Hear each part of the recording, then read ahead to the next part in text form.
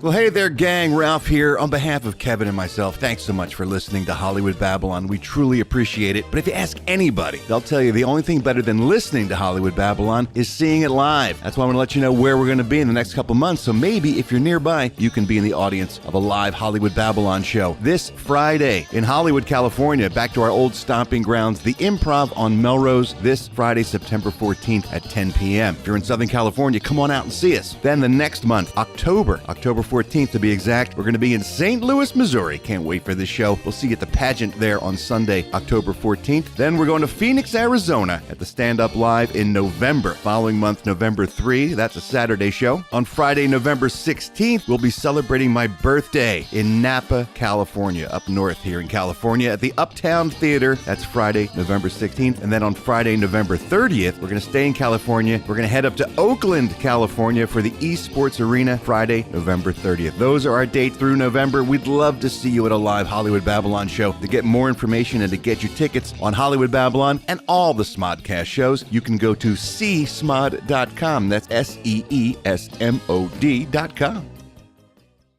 Hey there, Babbleheads. Ralph here. You know, it's fall. School's back in session, but there's only one school we care about here at Hollywood Babble-On, and that's the Dave School. The Digital Animation and Visual Effects School offers both online and on-campus programs for you to change your life.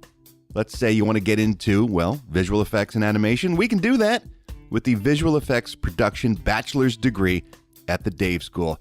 This will give you a broad range of skills. You'll be able to pursue jobs in computer graphics, in, of course, film and television effects, but also game art and print advertising, architectural visualization, and military simulation.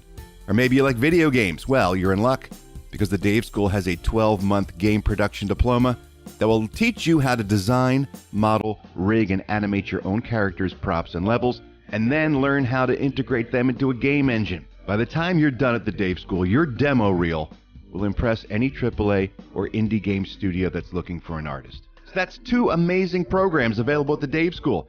The classic VFX program that can prepare you for a career in visual effects, and the new gaming program that will teach you how to create characters, environments, and animation for AAA titles. And where does it all happen? Well, it's at Universal Studios in Orlando, Florida, on the back lot, Soundstage 25.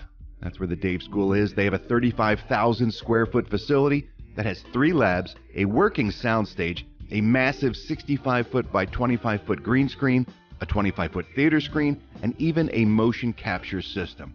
Look, the Dave School has been cranking out artists for the entertainment industry for over 16 years.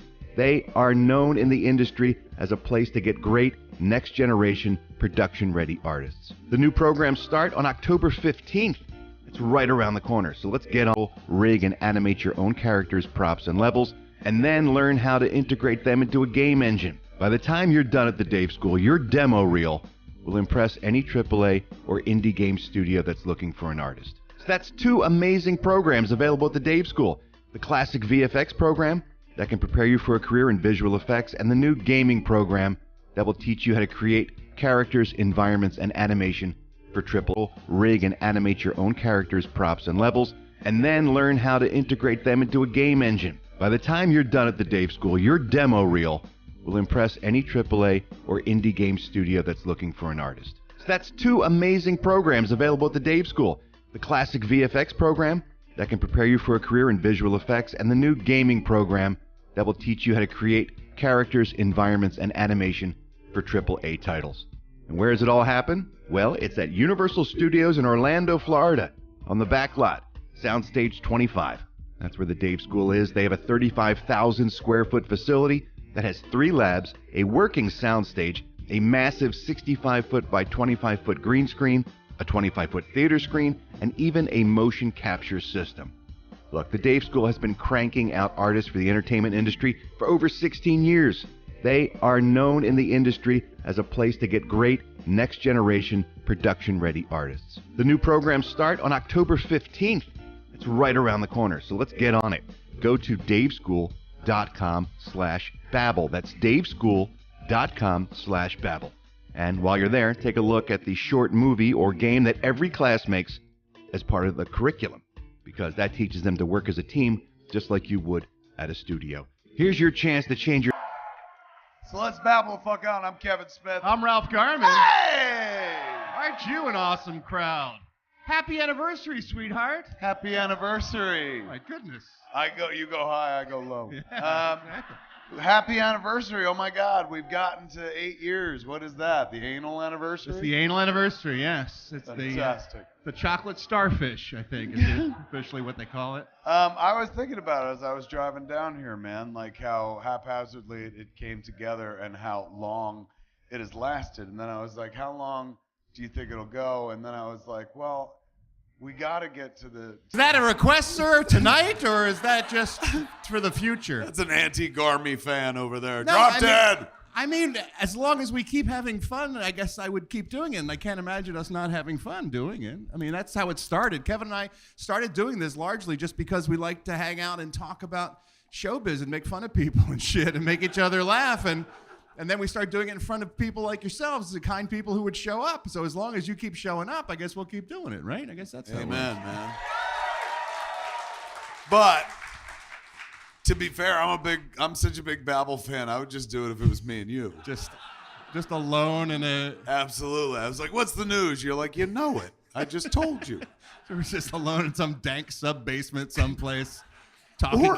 Or my house. Like, why? Oh, we're going to lose. You're going to lose that. I'm going to lose mine. It's all going to go south at one point. Fair enough. We've been doing it under an overpass and shit like that. Exactly. Liam Neeson's cock is so... We'll be screaming at cars that go by. We'll be pushing a shopping cart full of empties. Hold on, we got a red light. Liam Neeson's cock is so big. And the light changes and they never find out. They never find Tell out. him, Ralph. Oh, fuck, we Oh, lost fuck. him. And then, woo! Yes. Did you scream cock at a passerby? Not just cock, Liam Neeson's cock. Yeah. It is our 8th anniversary, 8 years of doing this, Kevin and I. It has been quite a trip. I got an email here from Graham and Faye in Winnipeg, Canada, and I was so touched by this email. I wanted to read it out. It says, Ralph and Kevin, we thought we'd drop you a quick note on the upcoming occasion. Congratulations on 8 years. In today's modern digital media, which changes in the blink of an eye, it is certainly quite the accomplishment. The passion and genuine energy that you two bring to the show on a weekly basis cannot be understated. I go back to the very first episode of Hollywood Babble-On from the old Smodcastle days. As luck would have it, Kevin mentioned the upcoming new entertainment news experiment on his podcast with Scott Mosier. I never missed a single episode after that. It's been quite the experience.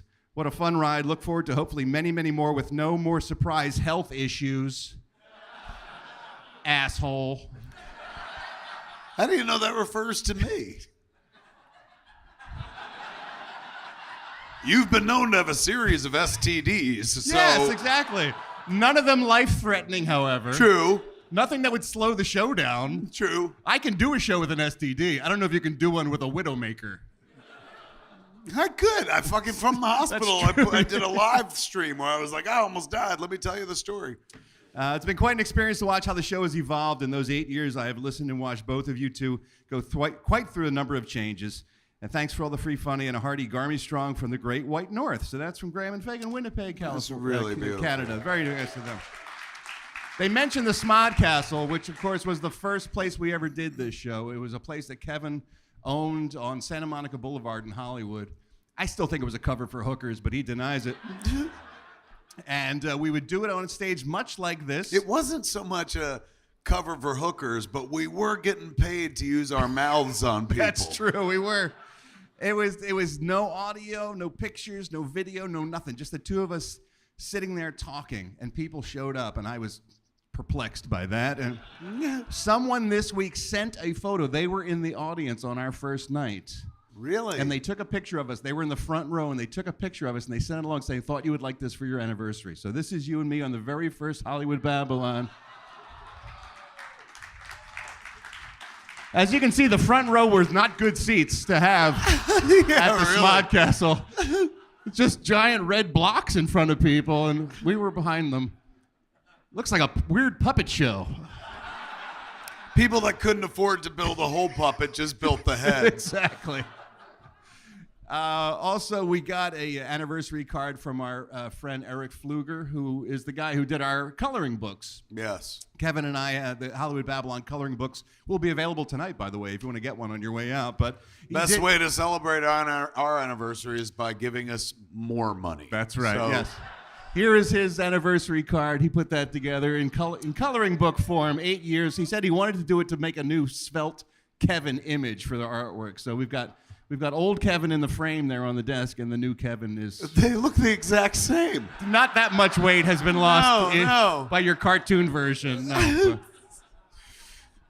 And Scotty Robson from Melbourne, Australia, who does this amazing work with Photoshop. He takes Kevin and myself and he drops us into movies and TV shows in a segment that we call Babble-On at the Movies. He said 8 years went by in a flash, and he sent this that he made for us to celebrate our 8 years together. 8 years went by in a flash. You look like Anthony Perkins from Psycho. That's Norman Bates right there. I look good. You look like you got a lightning bolt up your ass as well as on your chest, by the way. Total bear right there, man. Yeah. And you're my twink. And lastly, for our anniversary celebrations, this came from listener Lauren. She wanted to know about our theme music. But the theme music is well known by folks who listen to this show.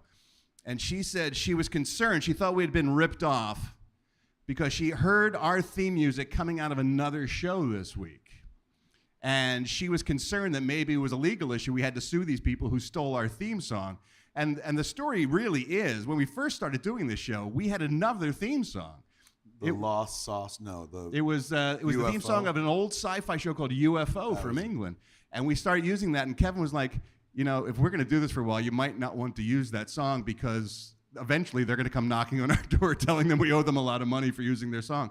So we had to change the theme song, and what you do is you go to these, there's companies where they have composers who make original music, and it's called royalty free. So you just pay them a small nominal fee, and you have a license to use that song as long as you like.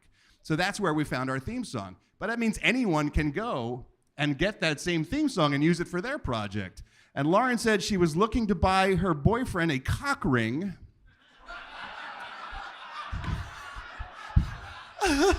And she ran across a sex expert talking about cock rings, and that was the theme song for her show. So here's our music being used to open up a special on cock rings.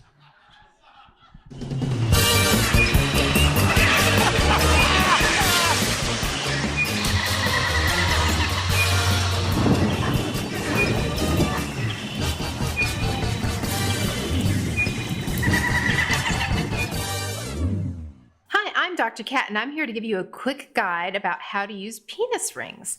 Yeah, that's all we need from Dr. Kat. But apparently we share a theme song with Dr. Kat, the sexologist. If now. she talks about Liam Neeson's cock, we're suing, That's man. for sure. We will be suing, yeah. So anyway, 8 years in, and we're still talking about Liam Neeson's cock, and we're still doing the same thing. How many episodes do you get out of cock rings? Like one episode, put it on. Maybe episode 2, take it the fuck off. Yeah, maybe to be continued. Yeah, go to work, come home, repeat. Wash it once in a while. Yeah. I don't know. I didn't get far into Dr. Kat's show, but I know you've had a fairly wild sex life compared to my very weird, scared, heavy-set boy sex life. Was cock ringery ever part of your stuff? No, cock rings have never been attractive to me. I've never been interested in cock rings because it looks very constrictive to me, and I like it all to be free flowing down there. Undulating balls. I do. My balls are. You can't put a ring around my balls. There's no ring big enough, quite frankly. The more you know. And no, well, you know, most people use a cock ring. It's for people who have a hard time either getting or maintaining an erection. Oh, is that what it's about? The blood flows into the penis and then gets trapped in there by the ring at the base of the cock to keep it engorged. Hey, maybe I should start my own sexology show. You got the theme song. You're halfway there. I do, yes. Hi, I'm Dr. Ralph. Let's talk about your cock. It's time to... Yeah, exactly. It's time to talk about cock. So yeah, that's primarily what they're used for, to maintain or to achieve an erection. I've never had any problems in that arena, at least not yet. By the time we're doing this in our 28th year, then you'll be strapped. I'll be wearing a cock ring, yes. I assumed it was more, but it was a statement piece, like, you know, like bling, you know, like, for all the people who are like, I hate dealing with dick, bling, like, oh, that's pretty, you know. You thought it was an adornment? Like cock jewelry? Like it was like, this will hide the balls or something like that. No. For some men, they use it to they strap it around the base of the penis and the testicles, and it keeps the balls from rising up into the body, which is what happens when you ejaculate. So sometimes it can prolong your ejaculate as well. Are you sure you've never worn a cock ring? Because you know a lot more than Dr. Cat, I'll tell you that much.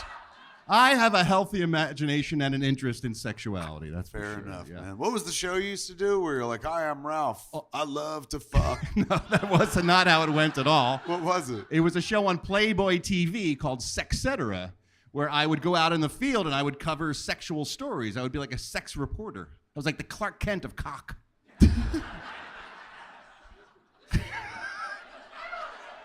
I don't know. So you mean you wore glasses? Yes. Because, you know, with the jizz flying in your eyes, that stings. Protect your eyes at all times. I'm Dr. Ralph, and that's been Cock Talk. Actually, how many of those did you do? I did 3 seasons of that, so I did 1 story a season, so a bunch of it. Ever get hit? Ever get hit? Yeah. Like punched? No, motherfucker. Did I ever get laid? No. Fucking, did you ever get hit by an errant strand of jizz? No, well, I wasn't on a porn set working with these things. It was informational. It was educational. Oh, really? I would sit down and do interviews with people. Like I talked to a couple that were into swinging, for example, or I talked to somebody who built lifelike sex dolls. I mean, it was a news So story. what was it like? They were like, I built a lifelike sex doll, and you're like, do it. No, I wouldn't say And the do swingers it. are like, we like to swing, and you're like, do it. No, that wasn't how it worked at all. I asked It informative wasn't like questions. one of them HBO shows where there's like you could see sex going on. Well, there would be. If I was covering a story at like a swingers club in Florida, for example, I would talk to the guy who runs it, and then I'd do my stand-up like, and so folks come here from all over Southern Florida, and behind me while I was talking, be like people fucking, and I would often say to the producer of the piece, why am I even bother talking? No one's going to pay any attention to me. They're going to be watching these people fucking behind me. It's like, no, it's a nice image. It's a nice composition. You're giving the information, and we see it visualized behind you. It's like, this is an excuse to watch these people fuck, isn't it? And they'd be like, yes, that's exactly what it is. How did you maintain enough composure to not just be like, I'm going to watch? Like, that's a pro, man, who's like still looking down the barrel and Well, shit. I needed the money, Kevin. So you didn't get the money unless you did the job. Yeah, but those were good times. And for many years on the radio, I did a segment called Sex University as well, where I talked about sex and sexuality. And I've since moved that over to the Ralph Report. Now we do that every week as well. We do You Sex do Sex University. Yeah. So What was the last thing you did on Sex University in the Ralph Report? it was kind of a hard one. It was someone wrote in. And said, I bet it was. No, it was touching. It was a guy who was just leaving a long-term relationship. He and his wife were breaking up, and he wanted to know, how do you get back into the dating and sex scene when you've been with one partner for a long time? Oh, what was your answer? Hookers. What about an app? Start there, like Tinder or some such. Yeah, well, some people are intimidated because they haven't been using that technology for a while. So it was like the top 10 things you can do to help process your grief over the relationship and stuff and get yourself ready to get back there and date again. And one of them was Nookie? And one of them was Nookie, yes. The best way to get over someone, I said, is to get under someone else. Did you write that? No. Stole that from somebody else. It's cute. Let's get the show started the way that we do each and every episode by talking to you kind folks out there in the audience who've come particularly long distances. Thank celebrating you special for being here occasions. with us on our birthday. Do you call it the anniversary or the birthday? I call it an anniversary. Why? I'm not saying you're wrong, but why not 8th birthday? Sounds cuter. It does sound cute. Maybe I wasn't going for cute. Maybe that was the problem. I don't know. I just assume like when you do something on an annual basis, it becomes an anniversary. It's right in there in the name. Well, to me, it's more like this is the 8th year of doing it. Happy 8th birthday, little Babble boy. All right. You can call it birthday if you want. All right. All right. Welcome to the Babble birthday show. There you everybody. go. Next year we'll do a 9th birthday. And when we reach 18, we can fuck it. Thank you so much. Got to keep my 19-year-old daughter away from you. I would never, sir. We do this. We talk to folks who come particularly long distances, celebrating special occasions. It's a segment we call the Shout-Outs. It's a shout out with Kevin and Ralph, so get your cock out. Yeah, get your cock out. Eventually got in there. That is a birthday. That's the 8th birthday present. Actually, 8th, well, it's not anniversary anymore, but the 8th anniversary is the bronze anniversary. How do you know that? Because I looked it up. Something tells me you got a bronze cock ring somewhere. That's my present for you. But you got to take it off. I was sitting there processing that, going, wait, why would I take? Oh, you got to take it off of me. Yeah. Oh my God, that's hot, man. So Yeah. I'd be wearing your cock ring? Yeah, but you got to take it off my cock first. We'd be going steady. But you can't get it off while it's hard. So first you got to get me off to get it off. All right, now I know you've definitely had a cock ring. Well, listen, if your blood is engorged and it's trapping the blood in your cock and balls, how do you think that shit deflates so you can get the cock ring off? Listen, Mr. Wizard, I've never thought about It's it that science. deeply, and I don't think you have either. That sounds like empirical speak right there. Yeah. All right. Is Ruben from El Paso, Texas here? All right, fuck Ruben. So we will start that shit off. He said he was coming all the way from El Paso and he was coming by himself. I felt bad for the guy, but fuck him. Maybe he didn't make it. Maybe he got killed between the email and here, man. He'll never hear this then. I don't care. What am I going to do, insult him? And that's how we got to 8 That's years. right. It's that kind of love and Love warmth. and care of the audience. Godspeed, Ruben. Liz Lopez. Are you here, Liz Lopez? Hi, Liz Lopez. How are you? Liz is a hardcore fan. You've been with us. How many years have you been listening to the show, Liz? About 5. It's not enough. We're doing it for 8. Where have you been for those first 3 years? Liz, you sound haunted, man. Did you run someone off the road on the way here? Maybe someone named Ruben? Oh, yeah. Hope they don't find the body. Ruben out in the middle of the street with a hook and shit like that. We know what you did last Ruben. My name is Liz Lopez, writes Liz Lopez. Excellent name. Superhero name right there. Yeah, or a reporter. You know, girls can be superheroes too. I know, but I'm saying, like a local news reporter named Liz Lopez would be one of those reporters that speaks perfect English until she gets to a Latin word. For example? For example, tonight at the Mexican restaurant, there was a large explosion and the walls were covered with guacamole. The Hispanic reporters sometimes will drop into the accent only on Latino words. I always find that charming. It's like, so from here, from Santa Ana, I'm Liz Lopez. Liz, you vouch for this shit? She goes, no. She says, I'm going to be here Friday night here by myself, but I was wanting to do a special shout out for one of my best friends who will be in California in a few weeks. His name is Larry Sanchez, or Larry Sanchez. We'll both be coming to town from Phoenix, Arizona, to work with a charity we're both involved with. We are in a Star Wars-based charity organization. How cool is that? Wow, may the force be with you. We are called the Black Death Crew. I don't think you understand those movies. Or charity, for that matter. We're here to help. Who are you? The Black Death Crew. Get fucked. We're here to help. We have some flea-infested rats we'd like to release. Rip you into an asshole after we help. Who came up with the name Black Death Crew for charity? It's an inside joke. Not to the fucking people you're helping, it's not an inside joke. It's sheer terror is what it is, Liz. Mom, I don't want their help. It's the Black Death crew, and you will go in there with them. Later this month, we're chaperoning 300 foster care kids at Disneyland.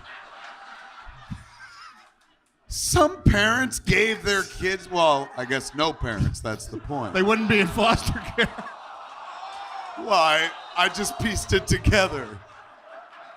Yeah. I guess there's no one to object to, like... There's some social worker, it's like, fuck Black Death, fuck whatever, take them. How long? 8 hours? Go. They come back, they don't, I don't care. It's just... Who'd they go off with? Black Death something. Right? Later this month, we're chaperoning close to 300 foster care kids at Disneyland. Oh my God, that's the noble work, man. That's the kind of shit gets you into heaven if you believe in that sort of thing. Yeah. We'll give them a day to remember.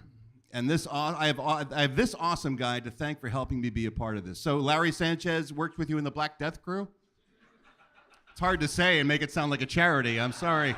It's true, and you're right. Those kids will never forget that day. No. The Black Death crew took us to Disneyland.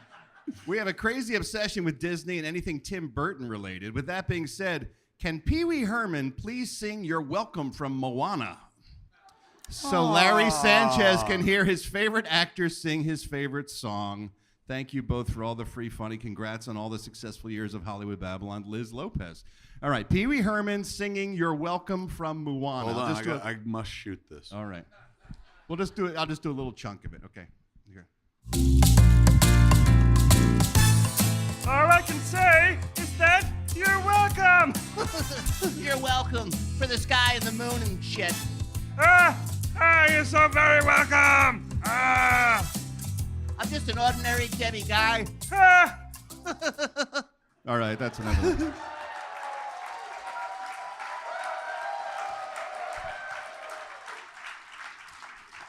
Javier Solano. Solano. I'm Javier Solano, Channel 5 News. I will be at the show with my girlfriend Nitzy. Wait, would it be Channel 5? Wouldn't it be like Channel 5? Now, usually the Latin reporters are on the white guy stations, but when they run across something Latino, that's when they slip into the accent. You started to sound like a fucking nationalist, man. You know, I analyze the news, and on the white stations, they got a lot of Latino There men. ain't enough white people reporting the white news. That's why it's all fake, okay? Because they don't send us their best people, okay? They send us Javier Solano and Liz Lopez. Where's Bill Smith? Unbelievable. He remains anonymous. As anonymous. Did you see him trying to say anonymous this week? Yes. Fucking magic. That was nuts. And this guy in the New York Times, he's anonymous. Anonymous. All right, Grandpa, take a fucking nap.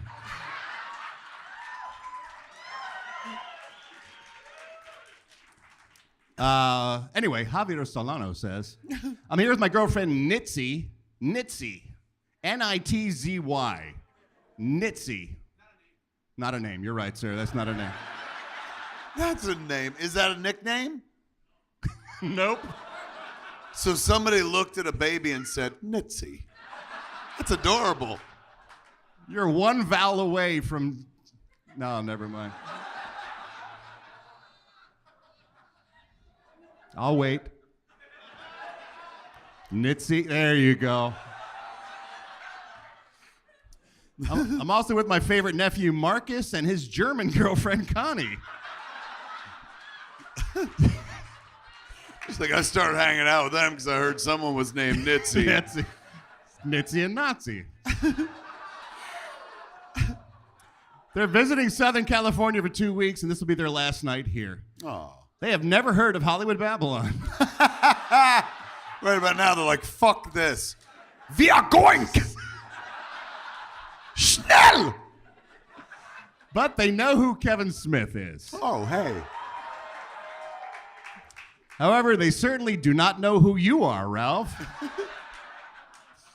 I would like the Germans to congratulate them on their recent engagement. He is proposing on Thursday, I hope. I hope that happened. I think you wrote this email on a Wednesday. I hope you didn't just spoil it. Yeah. Did he propose? All right. Good for you, Connie. Wait, did you say yes? Yeah. She said, yeah. Will you marry me? Jawohl! Send them a farewell back to their country. It's easy, Javier. It's okay, man. Thanks for all the laughs, Javier Solano. Well, Javier, I would like to do that for you. However, I also received this email. Hi, Kevin and Ralph. My name is Nitzy. She speaks. She speaks. I'm here with my boyfriend, Javier, his nephew, Marcus, and the nephew's girlfriend, Cornelia, who recently got engaged. These names might sound familiar to you because my boyfriend emailed you to request a shout out for the newly engaged couple. Little does my boyfriend know, I am also sending you an email. No. Not to take away from Marcus and Cornelia, but can you please have Sexy Kevin tell my boyfriend of 14 years to stop asking for access to my crinkled star? The only way it will happen is if I get a marriage proposal. Love your show. It's one of the things I look forward to every week. Sincerely, Nitzy. So Kevin, Sexy Kevin, is going to explain how the world works to Javier. He's not getting the starfish until someone gets a little bling bling. Oh, Javier Solano.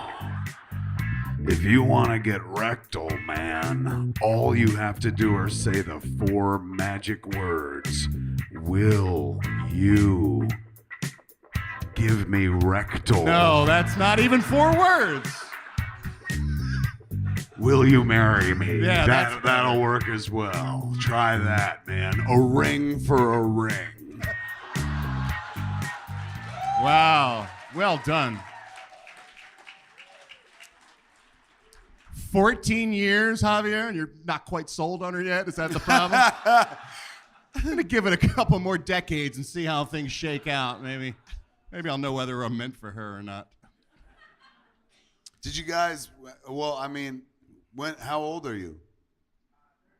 30. So you started dating like right after high school or in high school? In high school?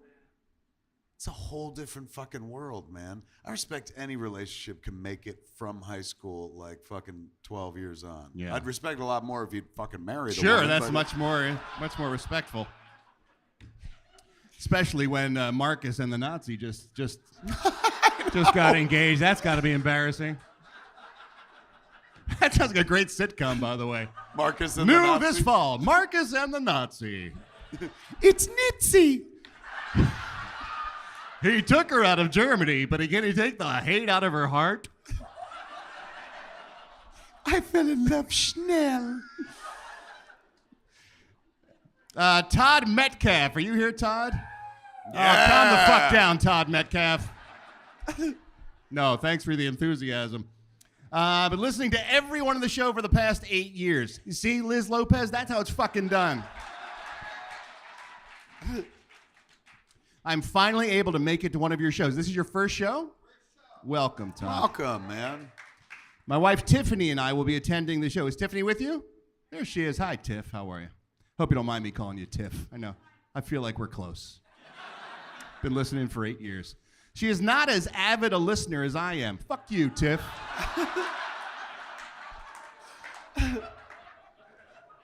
I have gotten her to listen along with me from time to time, so she has some idea of what she's getting into tonight. Make it sound like a fucking panic room or something, like an escape room, something awful.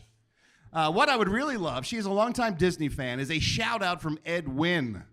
We are both teachers and just started back with our students this week. She teaches 4th grade. I teach engineering to 7th and 8th graders. What? They start that shit in 7th grade, man? Isn't that like a college elective, engineering? Why don't you ask the man who teaches it?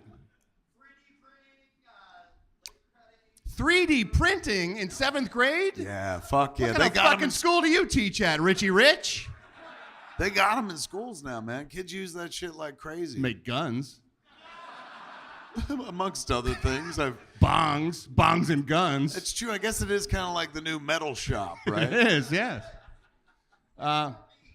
Newport Beach, that's where it is. Oh, yeah. Well, that is a lot of money, isn't Some it? of that money, some of that Newport Beach money, man. Where they're 3D printing when they're 3. My wife wasn't able to get into her classroom all summer and ease into the school year due to construction, and she's feeling very overwhelmed. They're fourth graders. They're fucking idiots. Don't worry about it. I'm like, oh no, you didn't prepare the blackboard with 12 times 8 on it. Relax. Don't worry about it. You don't remember 4th grade at all, Not do at you? all, no. Would you please have Edwin remind her that she's a great teacher and everything will be fine? Thank you very much. It would mean the world to both of us. Todd Metcalf. Oh, my goodness. Tiffany. They're 4th graders. What the fuck? Here's the thing. Just keep them from shitting themselves. And it's a successful year in school, I think, don't you? Try not to give them pot. If you can do that much, it's a win. Although I do love a good pot. Who am I talking to? You, of course. Who am I talking to? I love to get stoned. That's why I laugh so much, don't you know? I'm Edwin. Winning. Thank you so much for coming out, guys. Winning with Edwin is a segment I would watch. I'm a writer. Yeah, you are. Chuck and Jen. Hi, guys. Chuck writes, my beautiful wife Jen and I'll be the judge of that. Let me see. Let me take a look at Jen. Yeah, you are beautiful, Jen. I got one of those. You have a beautiful Jen. Yeah, you do, yeah. yeah. I'll be attending a show in Santa Ana on 7th. I wanted to send her a shout out and tell her how much I love her. I lost my mom to cancer last year. Oh, bummer. And I would not be doing as well as I am today without her love and support. She is a huge fan of Hollywood Babble-On. She's also a 4-star general in the Army. Thank you so much, Jen. Thank you for your service. I just come to see how many different ways Kevin will fillet the microphone and to catch all 8 of Ralph's impressions. You're kind of a dick, Chuck.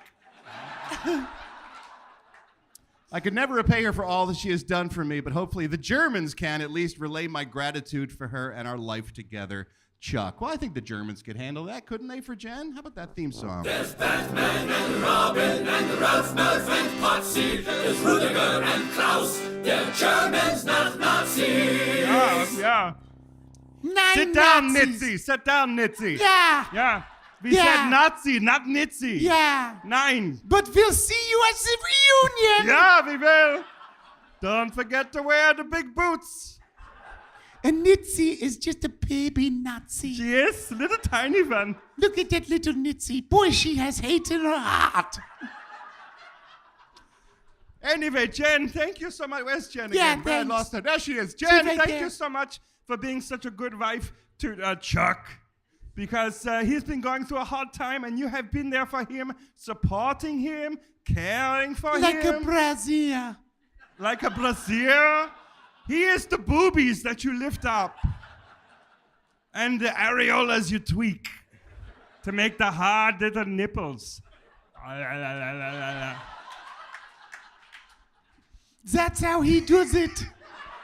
He would know.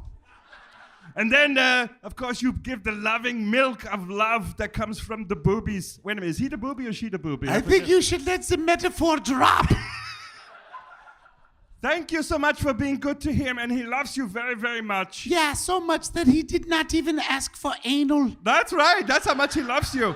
Unless you already give it freely. Yeah, she does. Yeah. She gives up the shrink all Yeah, the well, time. she's in the Gami. Yeah. Auf Wiedersehen, Auf kids. Auf Wiedersehen. Wiedersehen, you children.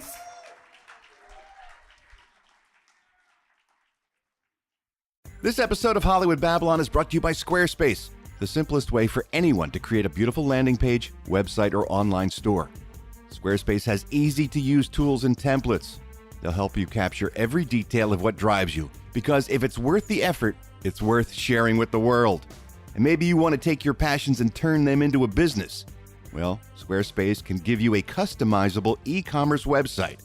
And listen, internationally recognized brands, even your local favorite shops, Squarespace has hundreds of thousands of savvy shop owners around the world that have already trusted their commerce to their websites. So what are you waiting for? With Squarespace, you get a website that looks professionally designed, regardless of your own skill level. There's no coding required. The tools are intuitive and easy to use, and you get a free domain if you sign up for a year. Start your free trial site today at squarespace.com. Check out squarespace.com/Babble and make sure to use our offer code Babble to get 10% off your first purchase. Heather Floyd. Are you here, Heather Floyd? Right down front? Heather Floyd, all null and void. I like your freestyle, man. Don't you remember that from Say Anything? No.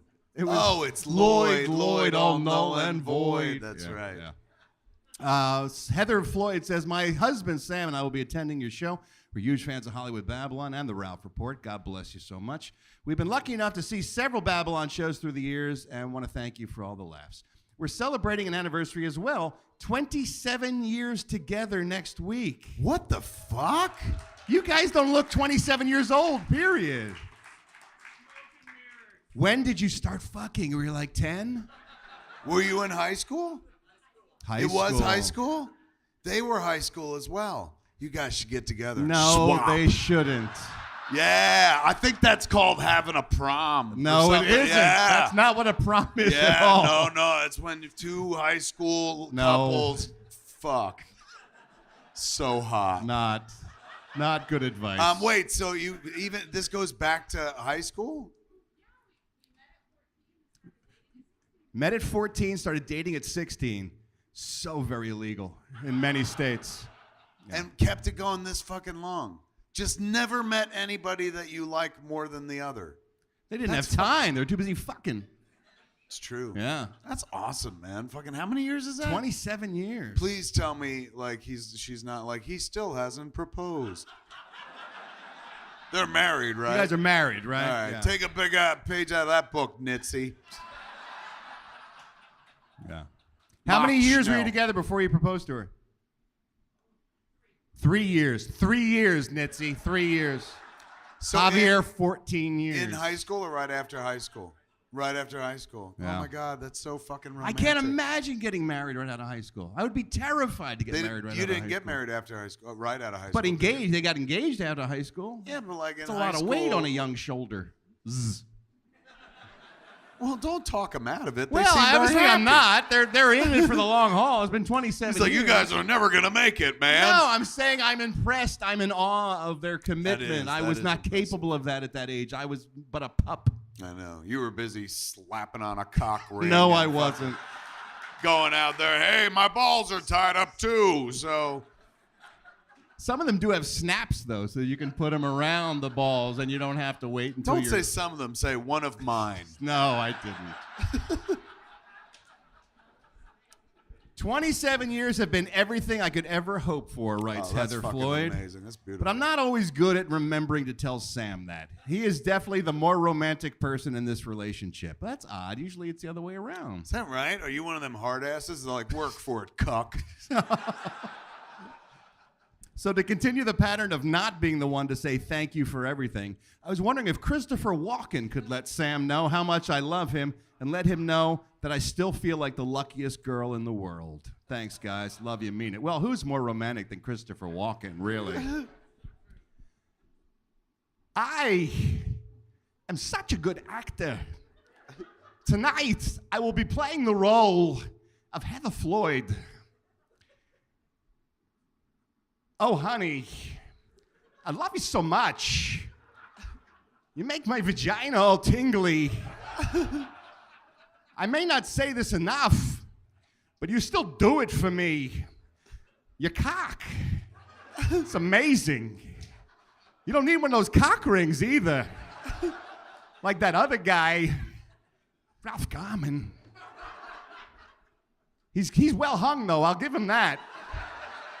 Huge cock on that guy. Here's the thing, honey. Remember, I'm Heather Floyd. I'd like to put this uncomfortable hunk of metal up your ass. It's called a butt plug. It's the one thing we haven't done in 27 years.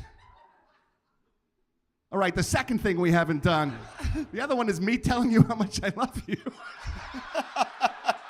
Happy anniversary, you kids. Thanks so much.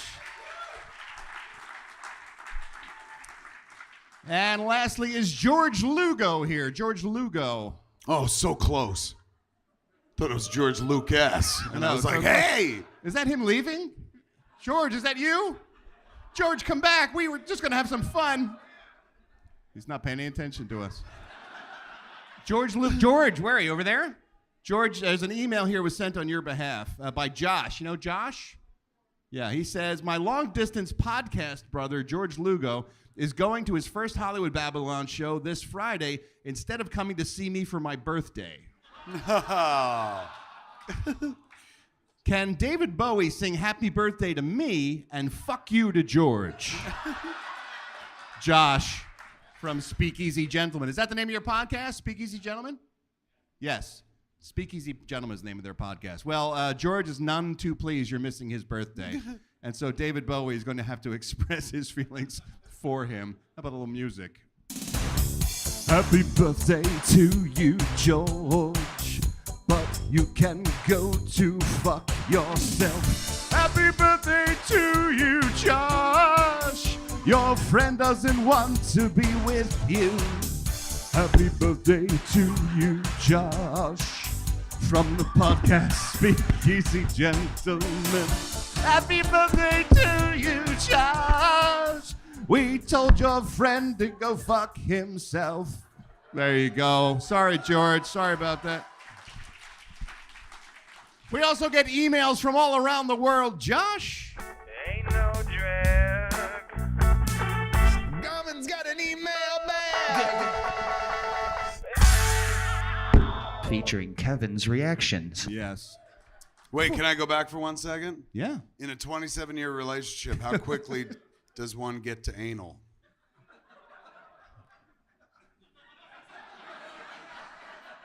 They're both like, which one should answer? No one is flinching. They're not. So, still no? Is that what I'm getting out of this? Or They've done it all in 27 years. You kidding me? I don't know, man. Some people save some shit, right? Maybe they're Mormons. We don't know. Yeah, we don't know. Maybe they use a sheet. You ever done that? No. Not even for fun? No, I'm all about skin on skin, Daddy. Oh, really? Yeah. You like that? Yeah. I've always, been pretty heavy set, so I've always worn layers. Sure. So it's like a sheet. So I'm all about shirts on shirts. You know, this question leads directly into that because those days are over. You are now a svelte man. You are now thin. Yeah, no, thank you. Let's put it this way. I weigh less, but you wouldn't want to see me with this shirt off. You'd be like, what the fuck happened? You couldn't be more wrong, Kevin. Remember that Happy scene? anniversary, baby. Remember the scene in RoboCop where one motherfucker gets like acid dropped on him? He's like, "Ooh!" That's what my shit looks like. It's all just drooping and hanging. I'm like, "Ooh!" No one wants to fuck it.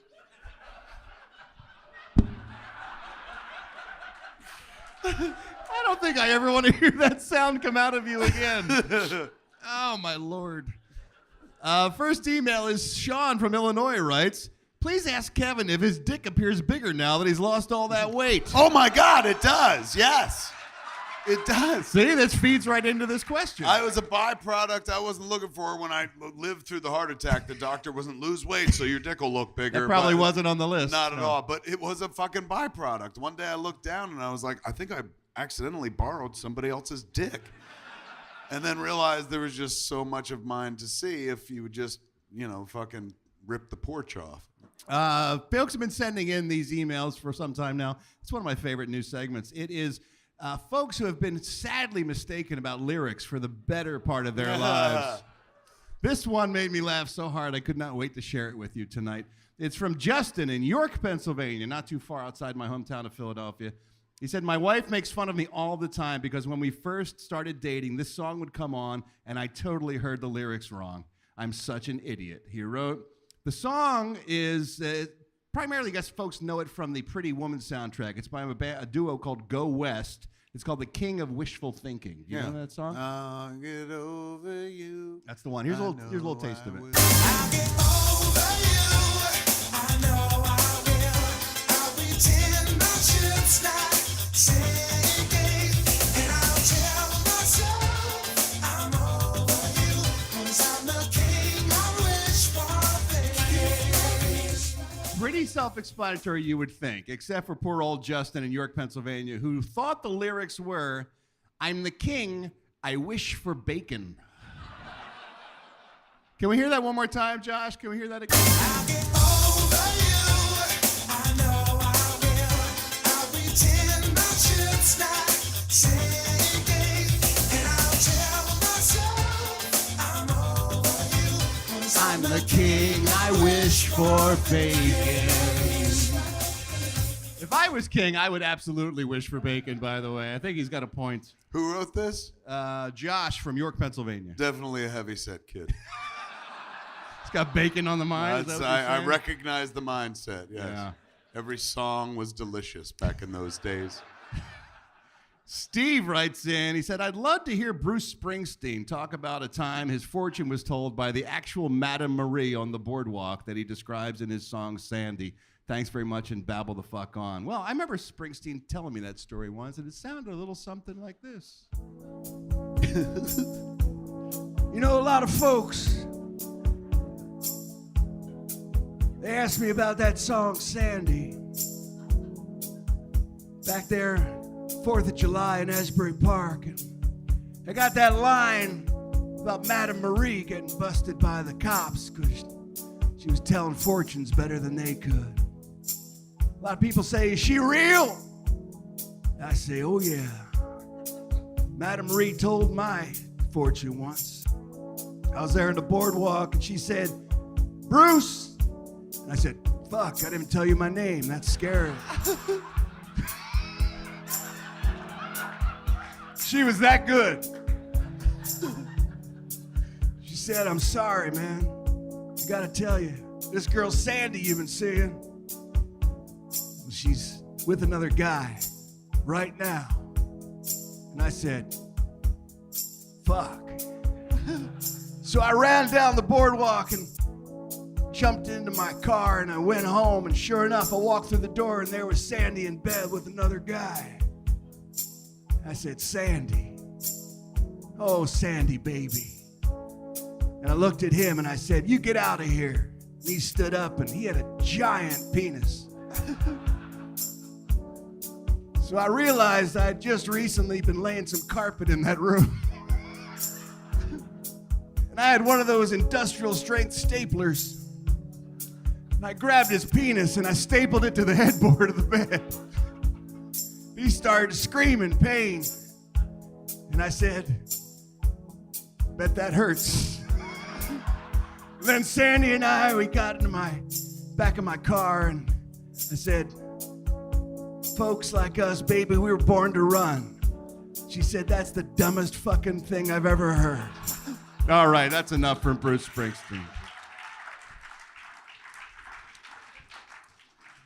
Folks have been sending in for some number of years now photos from towns that they've been near that have fucked up names, and we call this segment appropriately, Your Town's Got a Fucked Up Name. Your town's got a fucked up, your town's got a fucked up, your town's got a fucked up name. This is actually, we're revisiting one of the towns we talked about previously, and since this is our anniversary or birthday show, I thought it was appropriate. This came from Don. He was actually in one of the towns we were talking about. It is in the east coast of Newfoundland, Canada, and it is called Dildo. That is the name of the town. Entering Dildo. It's like the instructions on the box. And we mentioned this previously on the show, and he said, but you forgot to mention that every year they also have a celebration, just like you guys are celebrating tonight. For over 3 decades, they've been celebrating Dildo Days. That's right. And he said, how did you not talk about Dildo Days? And he said, however, can we punch in? I would stay away from the cup of chowder and the dildo sticky pudding, he said. So now I fucking desperately want to go to Dildo and celebrate Dildo Days. Get some of that chowder all over your face, neck, and chest. That's right. Get some sticky pudding all over that dildo. We all get some sticky pudding. Folks are also kind enough to send in each and every week stuff that's meant for children. Little children are supposed to enjoy these things, but when we look at them, we say these are inappropriate toys. Not appropriate for girls, not appropriate for boys. What the fuck is that? Inappropriate toys. This comes from Jordan and Gabby in Chicago, and I say this every time we get an email from Chicago. We hear you. We know we owe you a show. We'll get there soon, I hope. They were at a street festival in Chicago this week, and they saw an inflatable climbing wall for kids. It's like those slides they put on for kids, but this was one of the rock walls where you climb up. And he thought it was wildly inappropriate and in bad taste given the subject matter of this climbing wall. And he sent us a photograph. It's the Titanic sinking, and the job for the kids is to scramble up the deck of the Titanic before they sink into an icy death. It's a fairly useful skill to teach kids, man. It seems to be inappropriate to me. Quick, scramble up there before you meet Jack at the bottom of the ocean. I mean, but what would be your argument against it? Too soon? Like, you know. I don't know. There could be a million things you could create for a climbing wall for kids that don't have to do with one of the great maritime accidents of all time. It's true, but fucking then you could live your Jim Cameron dreams. That's true, man. yeah. Going to the back of the boat and shit. Yeah. Finding a plank and being like, only one of us can fit on it, even though 10 could have fit on it and shit. It was confusing. Yeah. It was love. That's what it was. John Mick II sent this one in. This is a game for the whole family, it claims on the box. He doesn't think so. It's called Nut So Fast. A nutty reaction game. Yeah. John also wrote in his email, I feel like I've won this game before, he said, by the way. I believe that was my nickname in high school, man. Nut So Fast? In the yearbook, Kevin Smith, under it, Nut So Fast. See, if you had a cock ring, that wouldn't have been a problem. Confession. And lastly, this comes from Brian Dempsey Jr. He was looking for a toy for his little baby, and he found one, he thought, called Swing Goose. And Swing Goose is a toy that is a musical toy. It's a hip-hop goose that sings and raps for your kid, and everyone has a good time. Here's what Swing Goose looks like. There's Swing Goose right there. He says you can sing, you hold his hand, you touch his belly to make him sing, but this toy also has a remarkable feature. It's called the struggle function. It teaches your kid to show concern to their little friends and animals. Swing the Goose will struggle if being lifted by the neck. It humanizes design an interactive game for kids. So if you strangle Swing Goose, he will struggle and try to free himself as you're murdering him. Kevin? It's an important lesson for the kids to learn. What are you making, foie gras or something like that? Why would you choke that thing? If your kid is strangling his toys at home, you got a bigger fucking problem than what Swing Goose can fix, quite frankly. Maybe it's an early detection system for serial killers and shit like that. First, I'm going to kill my toy, then I'm going to kill Fido. Here's the thing. No little babies are strangling the fucking goose. They love the goose. They think it's nice. However, Brian couldn't help himself and had to give a little video demonstration. So here's Swing the Goose in struggle mode. Check it out. Brother, take me in the face. Don't catch me. I can't breathe. Let me go. Let me dance. Let me dance.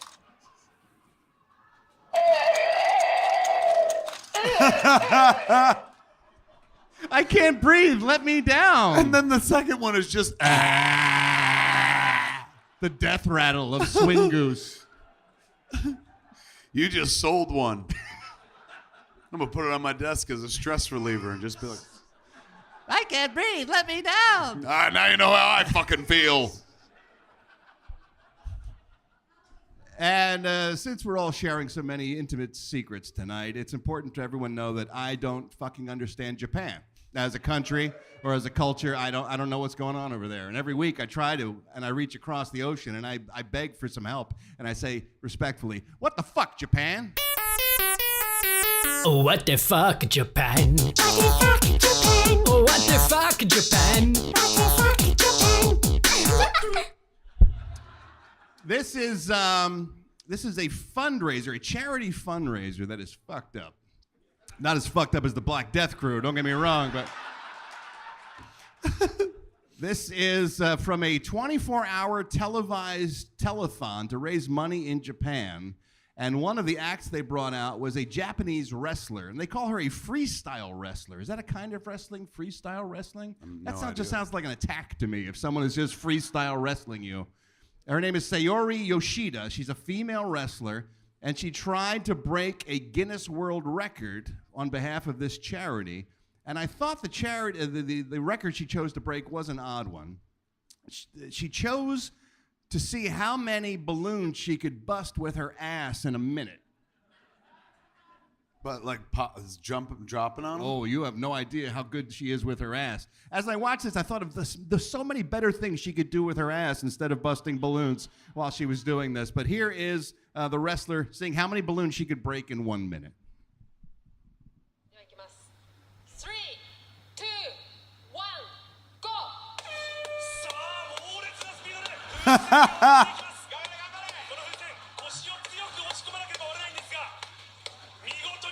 It's mesmerizing. Right? You can't look away. Put that camera back in her ass. She had a team of like 47 guys stuffing balloons under her ass, by the way. I gotta say, as impressive as she was, those dudes were the real heroes. They were moving. Holy shit, such precision time. It was like watching an ant farm work. It was crazy. Well, you'll be happy to know she did break the record, and she got, in 1 minute, 129 balloons busted with her ass. Whoa. Balloon knot to balloon knot. Thanks to Tom Kolos in Pittsburgh, Pennsylvania for sending that one in. Ooh. And lastly, Matt Shake sent this one in. He said, we know Ralph is the man of 8 voices. Come on, Matt. I would love to hear Sean Connery singing Supercalifragilisticexpialidocious. It's a difficult degree of 9.1. So I'll see if I can pull this off. I have been cocktailing prior to tonight's show. We have no idea how it's going to go. We'll find out. Sean Connery singing Supercalifragilisticexpialidocious. Supercalifragilisticexpialidocious, even though the sound of it is something quite atrocious. If you say it loud enough, they always sound precocious. Supercalifragilisticexpialidocious. The little the lie, the lie, the little the lie, the little the lie, the little the lie. Oh, I just fucked it up. Can we do that one more time, Chad? Let's start from the top. One more time. We'll fix this in editing. No one will even notice. No one will even notice. Califragilisticexpialidocious, even though the sound of it is something quite atrocious. If you say it loud enough, you'll always sound precocious. Supercalifragilisticexpialidocious. I'm the little the lie, I'm the little the lie, I'm the little the lie, I'm the little the lie. Because I was afraid to speak when I was just a lad. My father gave me nose a tweak and told me I was bad. And then one day I learned a word that saved me aching nose. The biggest word you ever heard, and this is how it goes. Oh, supercalifragilisticexpialidocious, even though the sound of it is something quite precocious. If you say it loud enough, you'll always sound precocious. Supercalifragilisticexpialidocious. There we go. Oh. Woo! Kind of an embolism. Thank you. That was the problem. I was getting sober. It's like you had a fucking cock ring on your tongue. Hey gang, it's Ralph here. You know, every week on the show, we talk about stuff that's not smart. Like shit that should not be. Or lyrics that you misunderstand. When you think Dirty Deeds Done Dirt Cheap by AC/DC is actually Dirty Deeds and the Thunder Chief. That is not smart. But you know what is smart? Going to ziprecruiter.com/babble to hire the right person. ZipRecruiter doesn't depend on candidates finding you, it finds them for you.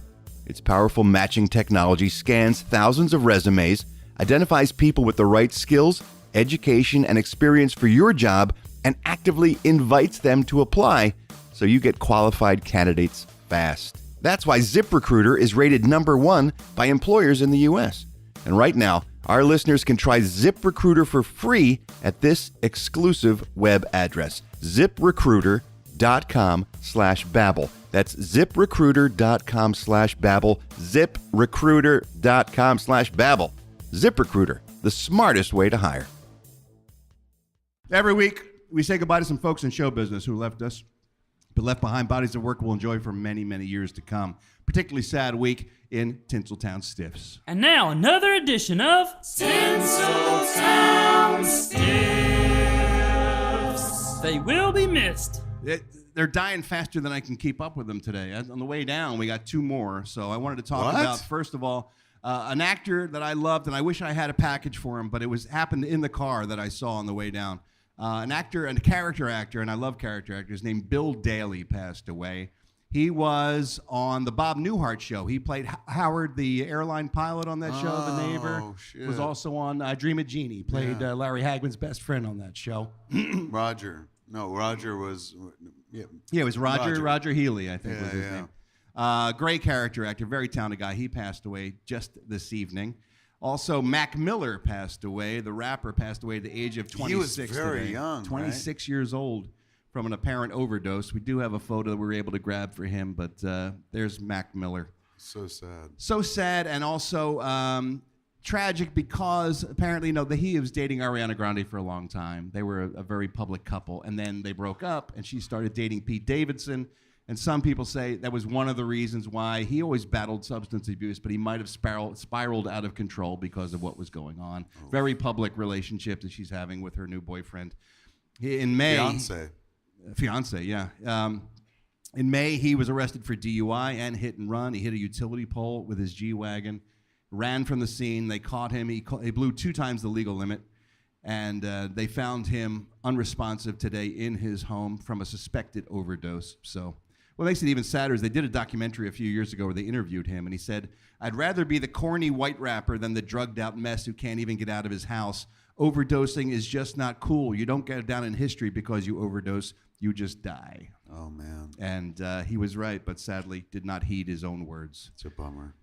Since we got together last, Neil Simon passed away. One of the few playwrights that people knew the name of, really, when you think about it. One of the most successful playwrights in the history of theater. And also, most folks know him as the guy who brought us The Odd Couple. He created a sitcom format. I mean, he didn't intend to create a sitcom format. It was a movie first, right? Right, yeah. Or was it was a play first. Play first, then it became a motion picture that was a hit, and then it became a sitcom. But those characters of Felix and Oscar, those were his. Live forever, yeah.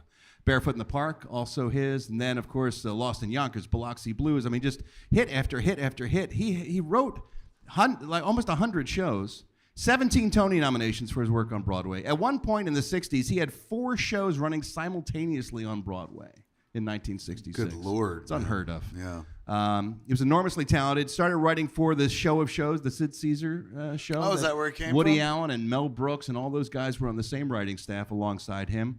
And as you mentioned, he also did The Odd Couple, but also The Sunshine Boys and Murdered by Death and The Goodbye Girl. So many great different projects. And there is Doc Simon right there.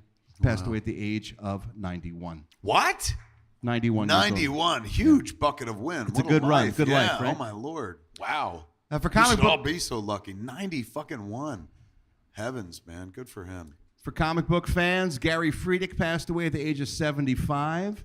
He worked for Marvel Magazine in the early 70s. He and an artist named Mike Plug came up with this character together. Whoa. He created the Ghost Rider. Gorgeous cover. That is a gorgeous cover. He passed away at the age of 75 from complications of Parkinson's disease this week. Oh, man. And then, of course, there was the big one. Burt Reynolds passed away yesterday. Yeah. And if you were not alive when Burt Reynolds was the biggest movie star in the world, it's hard to explain to you just how omnipresent he was. He was, at least for me, I was a little kid when he first kind of rose to prominence, but he was my first exposure to movie star. I didn't really understand what that was until I knew who Burt Reynolds was. I've been oddly, not oddly, I'm always emotional, but overly emotional for the last 48 hours, considering I never met the man. And, it's, if you go back and listen to 8 years of this podcast, it's not like I was ever like, fuck, Burt Reynolds means the world to me and shit. but he was part of my childhood. When he passed away, like I found myself getting fucking crazy emotional and stuff. There's a movie that Adam Rifkin made that just came out a couple months ago. You can watch it on now. It's on iTunes and it's on Amazon Prime, called The Last Movie Star, which is an 81 or 82-year-old Burt Reynolds playing an actor very much like Burt Reynolds. So much so that he plays a character named Vic Edwards. That Adam took old footage of like Burt in Deliverance and Burt in Smokey and the Bandit and put current Burt into the scenes with his younger self as he gives his younger self like a dream advice. sequence. Yeah. Beautiful shit. But there's third act has this like the best, maybe some of the best acting the man ever did in his life as he says goodbye to his first wife who's got Alzheimer's. Powerhouse fucking acting shit and a beautiful gift to give like an actor that you grew up loving. I think that's what Adam Rifkin did. He just wanted to work with Burt Reynolds, so he built this thing around him. So I watched it last night, and I was fucking bawling my eyes out. Woke up this morning, and I love emotional shit, so I was like, give me another hit. And I went back and watched that cry shit again. Just busted me up, and I went on Facebook Live and showed a bunch of people the scene, like, go watch this fucking movie. So, my wife later on was like, boy, you're like, I read on the internet you were crying again, And I was like, I know, man. And it was Burt Reynolds. It is a Thursday, so yeah. But I think it has everything to do with my dad. That was my dad's movie star.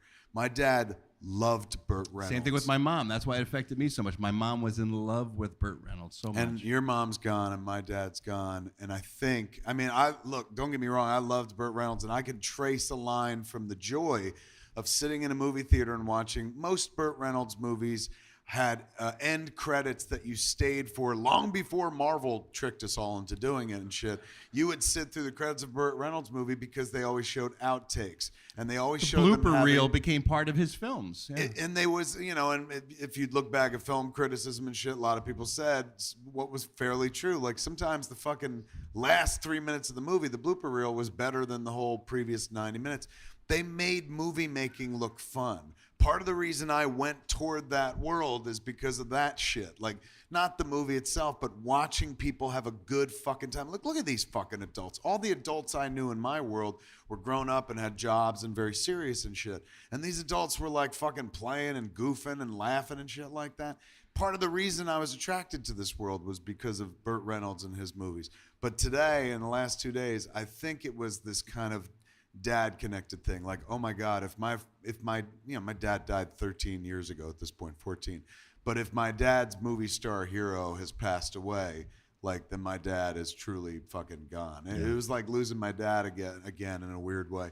But then, the fucking young Catholic in me was like, hey man, if there's a heaven, maybe my dad is finally meeting Burt Reynolds, and Burt Reynolds is ignoring my fucking father. There's a velvet rope up and they can't get behind it. Totally. He's like, I'm looking for famous people. But what a fucking life, man. Of our childhood, the true movie star. And ever present. I mean, as long as we've been alive, there's always been a Burt Reynolds. And it seems like that constant also shakes you to your core sometimes. When that constant is gone, it makes you sort of have to adjust a little bit about your life. Yeah. And on top of it, this guy was known primarily for doing goofy films, either action films or he always played the sort of the charming guy with a wink and a nod and break the fourth wall. And he was a movie star in a time where you could get away with it and you didn't have to be an actor. And he was never known as an actor. But the truth is, a lot of that persona that he built came from insecurity, because when he did act, he was really, really good. Yeah, he was. If you look at Boogie Nights, his performance that he came to late in his career, a remarkable performance. Another movie called Breaking In that he did with Bruce Forsyth was terrific. Early in his career, if you watch Deliverance, that's real acting. There's no winking to the camera or being cute in that film at all. And my father, the first adult film my father ever took me to was a movie called The Longest Yard. And I was 10 years old, and yeah, it's a great film. And it was about a guy who's a movie star type guy, but he's a football star. And he's got the mustache and the winking and all that stuff at the beginning of the film. And then he's stripped away of all that stuff inside a prison. A guy who never gave a shit about anyone or anything starts to care for these guys inside, these other convicts, and they put together this football team to play against these brutally sadistic guards. And he learns to love these guys, and it changes who he is.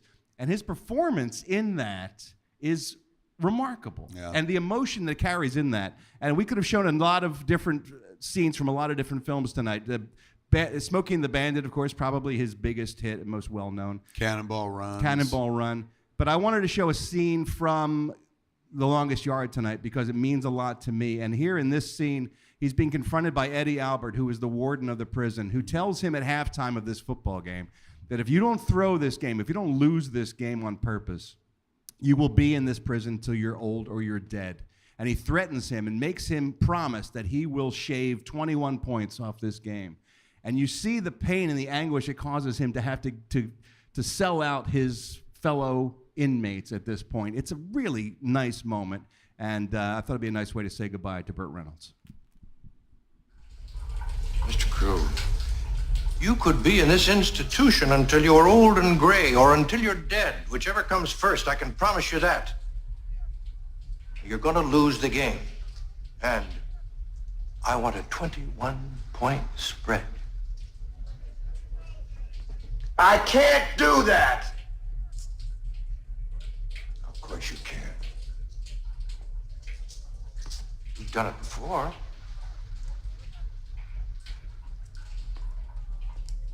If I give you the 21 points, you call off the dogs?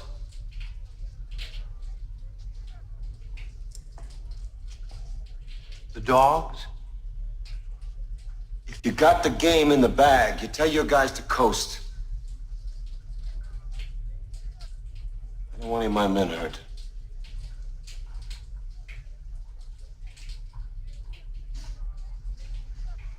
You have my word. Once we get to 21 points.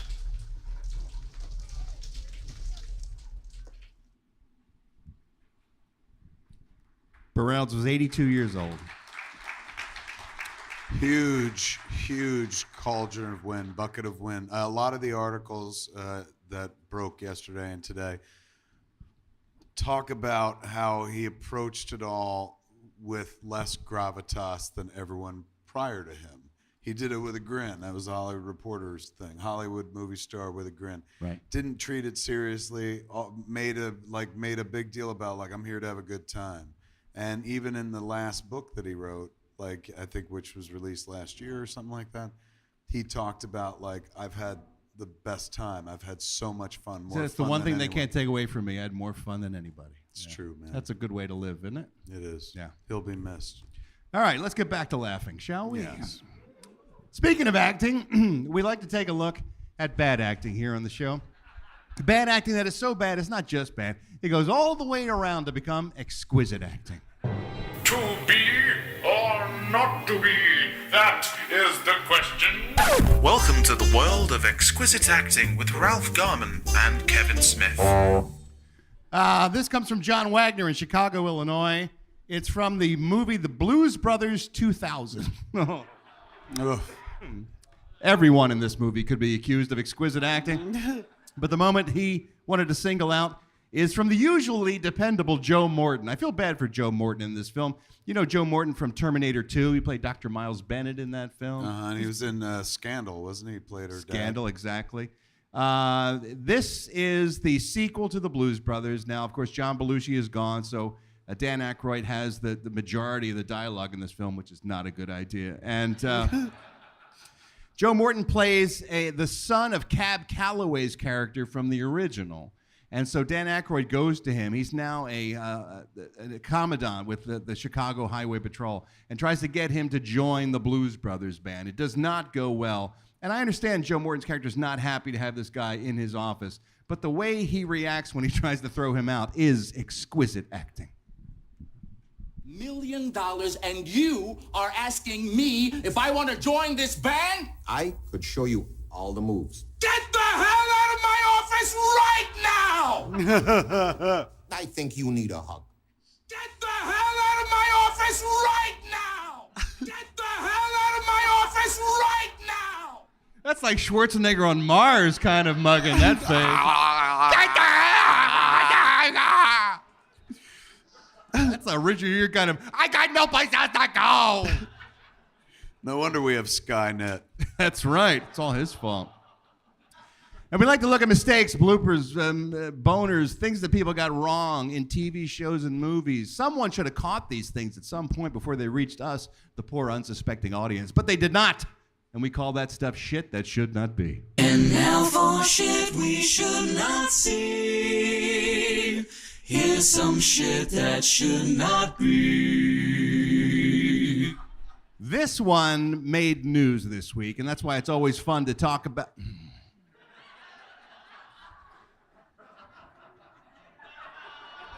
That's the 8th anniversary. Why not? Birthday fresh. Birthday fresh. Often we get these from fans who will watch a movie or TV show and go, look at that. That's a huge mistake they made. This time it made news because it came from an executive from the TV show itself. It came from executive producer Matt Selman from The Simpsons. And he put on social media this week the fact that he copped to. It was from an episode of The Simpsons from season 6 called And Maggie Makes 3. I remember that episode. It is a flashback episode where The Simpsons are telling Maggie about how she was born and how Homer reacted before she was born. And it's at the point, it's just Bart and Lisa Simpson. They don't have the third child yet. And the prospect of having a third baby is making Homer crazy. And so at this point, Marge is about to give birth to little Maggie, little adorable, little binky sucking Maggie. And they're having a little issue on the couch in the house. And if you look in the upper left-hand corner of the screen, you might see what the big mistake was. Hi, honey. How are you? Well, actually... Oh, I can't go on with this charade any longer. I hate my job, I hate my life, and ever since I found out about this baby, there's been nothing but bad luck. My contraction started an hour ago. It's just in one ear and out the other with you, isn't it, Marge? Can we go to that still store, Josh? We can show that picture of... Yeah. There's a picture of Maggie before she's born in the house in The Simpsons. Oh, they just reused That's the a huge background. fuck up. That is. That show's never going to make it. I hope some people lost their jobs over that. Yeah, fuck. That's important. All right, the reason we gathered together for Hollywood Babble-On, the reason we did it 8 years ago originally was just to sit here and talk about entertainment news. And make money. And that's a segment we call the HBO headlines. Give me head, give me head, give me headlines, and give me head. Yeah. This made me so happy. Gwyneth Paltrow's company, Goop, got hit for a huge settlement in a lawsuit this week. Don't fuck with science, Gwyneth Paltrow. What'd they get sued for? Well, it was brought by the California Consumer Protection Office. God bless the state of California. They were selling, well, as you know, they sell fucking snake oil and bullshit on that website. And they make all kinds of claims for how wondrous and magical it is. They had stickers that were supposed to be like NASA approved, and they had like fucking... And NASA said, no, it isn't. Not approved. We don't approve this at all. They were like, it's NITSE approved, maybe. Jawohl. And then I remember they were selling like fucking eggs that you stick in yourself. That's exactly the problem, Kevin. They were sticking jade and rose quartz eggs for women to stick up inside their vaginas. Vaginal eggs. That's vaginal eggs. And the claim was that the vaginal eggs, the quartz, the minerals of the eggs had magical powers and could balance your hormones, regulate your menstrual cycles, and do many other wondrous things. The only one problem was science. That was the only problem. Here's what the eggs looked like. These are the rose quartz ones. And there's a size for whatever your comfort zone is, ladies. You can have it all. These were being sold at $66 to $55 a pop. And they were claiming all kinds of wondrous things would happen to your vagina if you stuffed one inside of them. Much like I did about my penis when I was in college. But there's no scientific truth to any of that. And so the California Consumer Protection Office brought a lawsuit against them. And now Gwyneth Paltrow and her company has to pay $145,000 in damages. Per egg? Or no, just in general. However, they do have to offer a free money-back guarantee to anyone who bought an egg prior to this, and they will get their money back. For the vagina egg. But that's just in fines. $145,000 in fines. Wow, man. Now, Gwyneth Paltrow said that she believes there's an honest disagreement about these claims, but the company wanted to settle quickly and amicably, but the settlement does not indicate any liability on Goop's part. So they're still not claiming that they were making shit up, sadly, but it's a beginning at least, because now they can no longer make medical claims about these things unless they're actually proven. So weird, man. Do you think when she won that Academy Award for Shakespeare in Love, when she was stuffed up it up her vagina immediately to see if maybe it would help regulate her hormones? Or did you think she was ever like, you know what, man, maybe I'll tell people rocks. Yeah, that's it. Rocks. You know, this is great, this acting Rocks thing. in box. What I really want to do is tell people to stick things up inside them. That'd be great. Just to see if they'll do it. By the way, every gynecologist related to this study said don't stick rocks in your vagina, just in case we needed to make that clear. Or unless it's Chris Rock. I think Chris Rock would appreciate that. I think he would too. Brother needs some help. Speaking of lawsuits, Roy Moore is suing Sacha Baron Cohen for his appearance on Who is America. Are you watching Who is America on I watched Showtime? every episode, yeah. It makes me laugh so hard. Roy Moore's episode, for those of you who aren't familiar with Roy Moore, he was a U.S. Senate candidate who was a Republican candidate who, when he was running, a handful of women came forward and said he tried to fuck me when I was 14. All right, so that happens. You know that happens when you're in Alabama. So he lost that race, and Sacha Baron Cohen had him on this new show, Who is America?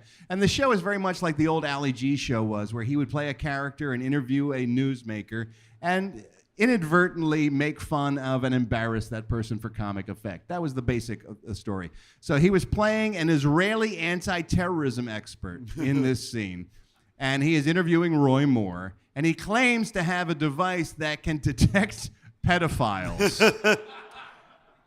And he says pedophiles, they give off a certain pheromone, and this can pick up on that, and when you put it over them, it gives an alert. But because I am not pedophile and you are not pedophile, well, you can imagine how this is going. Here is the scene in question. It is very, very simple to use. You just switch it on, and because neither of us are sex offenders, then it makes absolutely nothing. You just put it on, you put it nearby. Wait, this is obviously a problem. Hold on. Hold on. It must be faulty. Must be broken, he says. Now, Roy Moore didn't appreciate that, and I can understand that. It probably was embarrassing for him. He is suing Showtime for $95 million. Is it $95 million embarrassing? That's kind of like Dr. Evil embarrassing. $95 million. It's a little high, no? Yeah. Do you think anything? Like, I can't imagine that these guys, being industry television veterans, didn't cover their asses up and down the pike when it comes to signing off your... Which, I mean, so that means they've got legal documents, but I guess anybody gets sued for anything. So he's suing for emotional damage or something? That and defamation of character. He says that sketch implies that he is a child molester and a sexual assault. That's not the first place I ever heard that. Well, that's what I'm thinking. There's women who came forward who said the same thing, and now he is claiming that sketch damages his reputation. Yeah. To which I would say, really?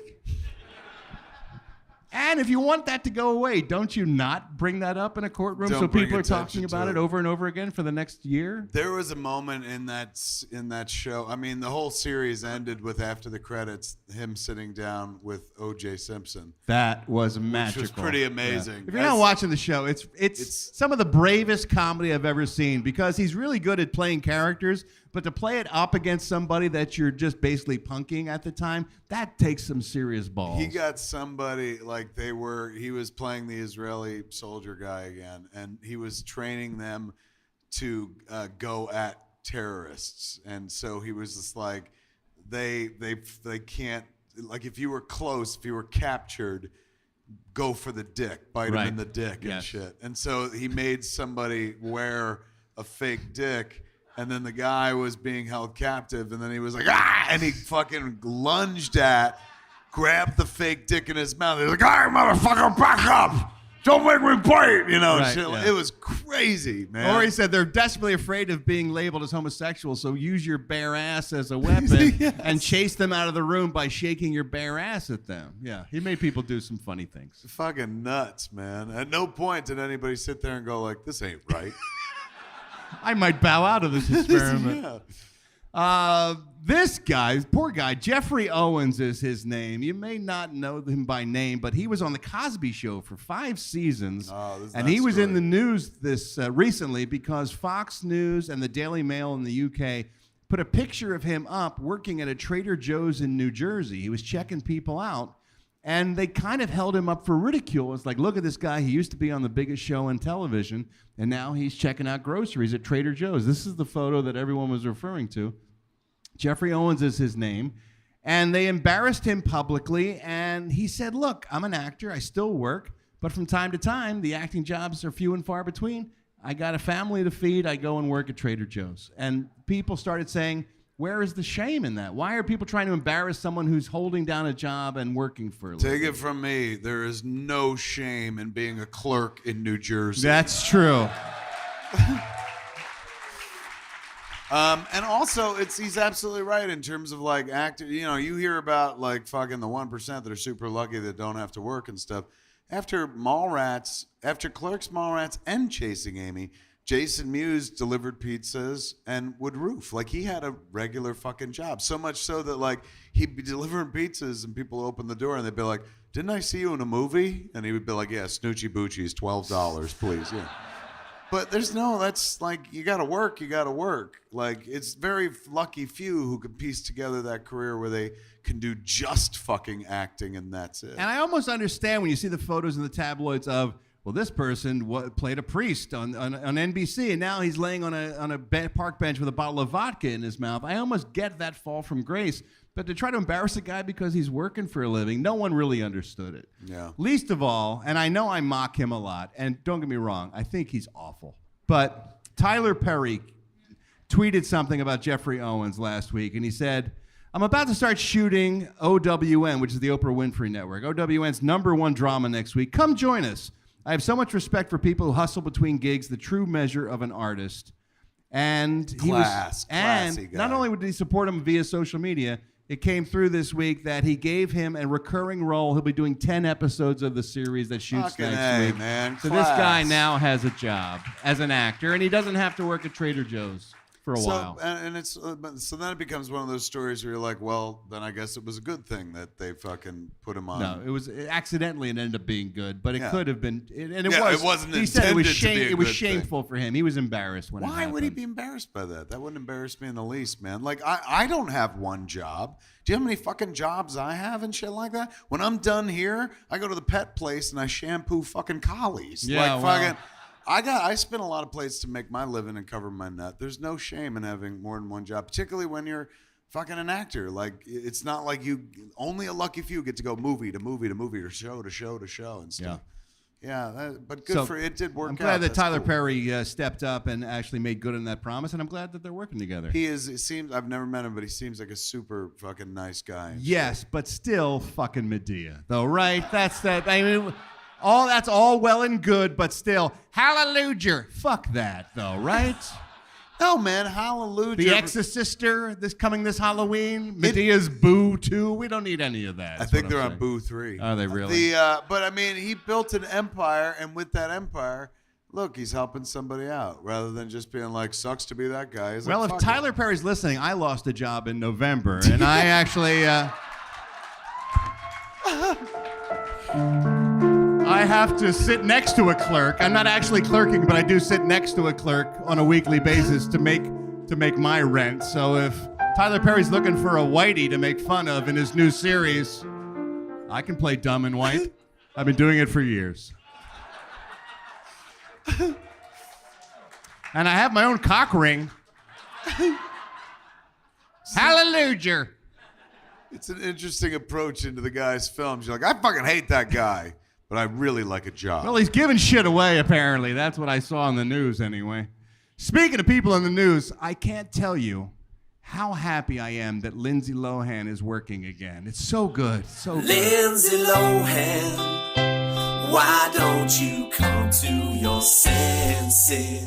Lindsay was out of the business for a while, but she's back in it. She's doing a TV series for MTV. We talked about this. She owns 2 beach clubs in Greece. And apparently they're doing a reality show with her as the queen of the beach club. One's in Mykonos and one's in Rhodes. And she Wait, so there's 2 clubs? 2 beach clubs? Yes. And they're doing a show? Yes. So the 2 beach clubs exchange identities. No, it's not. There's no Freaky Friday connection at all. No. All right, then It's they just 2 beach fucking clubs. then maybe the club has a haunted VW beat. No, there's no Herbie, Love Bug. There's just beach clubs. What's the theme? Lohan Beach Club. It's Lindsay Lohan's Beach Club. You go there and you drink and you party.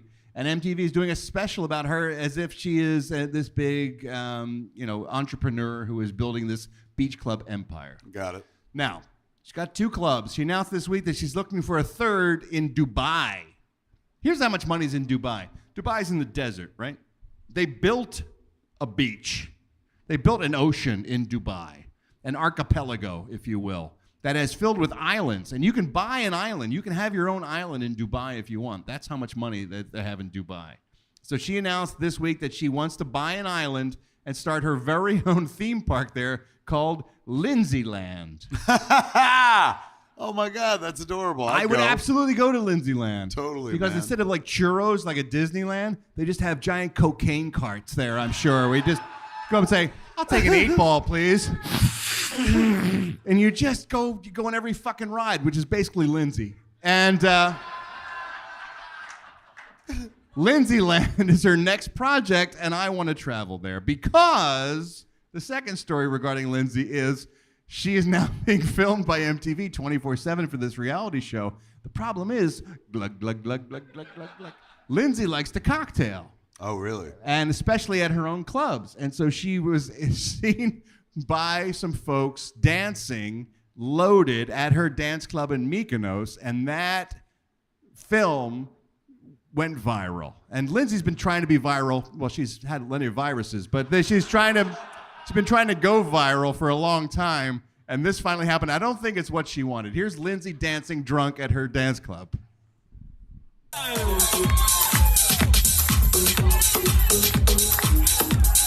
Honey, this is how you throw a party in Mykonos, bitch. Oh my God, it's like my slutty aunt at every family wedding we've ever been to. She's not quite with the music. With the foot twice. She's like pawing at the floor, and she flips her hair, and she's not quite with the music. It looked more like dressage than anything else. Like a very fancy horse riding. Spin around. Well, she became a viral sensation this week, so much so that many people are taking to the internet doing the Lindsay Challenge. Really? Which is try to replicate the drunk Lindsay dance. And the one I'm about to show you is from Busy Phillips. Actress Busy Phillips and her friend Kelly Oxford got together in a kitchen and tried to take the Lindsay Challenge to see if they could actually replicate the Lindsay dance.